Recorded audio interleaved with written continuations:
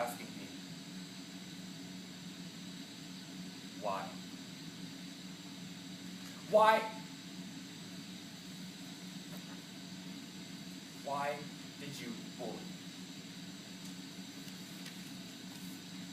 Well, in grade school, I grew up with some childhood friends who were, somewhat like me. And we were hormone-driven, so we played things like football and basketball, and, we often played pranks on each other. And things would often erupt into violence. But once we started clowning each other, I could make someone cry. Look, I really have no merits when you compare my message to other people out there, but I really wanted to share my story before I leave for our date. This is my story. Because in grade school, I was the fool. The head fool. On September 2010, Dan Savage started the It Gets Better project in order to combat the bullying of LGBT teens. This social medium has opened the gates for more dialogue, not only for the victim, but for the bully as well. By having the bully communicate to the world through their perspective, we can truly begin to isolate the core issues consistent with their aggression. And maybe then we can help curb this epidemic of teen suicides. Performing nonfiction prose for the Trevor Project from the perspective of Ian Mark Ray. Now, let me get something straight here, okay? I was a bit of a nerd growing up. And I was bullied a bit when I was in school, but I actually had people to watch my back, so being a nerd really wasn't that bad. So I love playing video games, I love my Pokemon, and I just love being the first to finish my math exam, stand up and hand deliver my test, just so that everyone could see. But that's beside the point.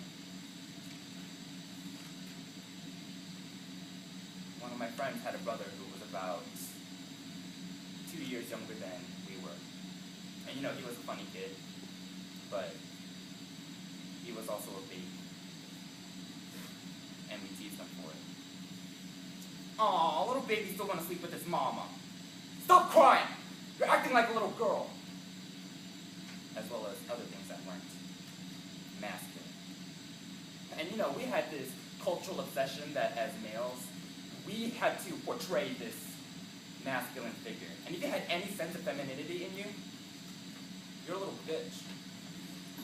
You have to be moved into masculinity.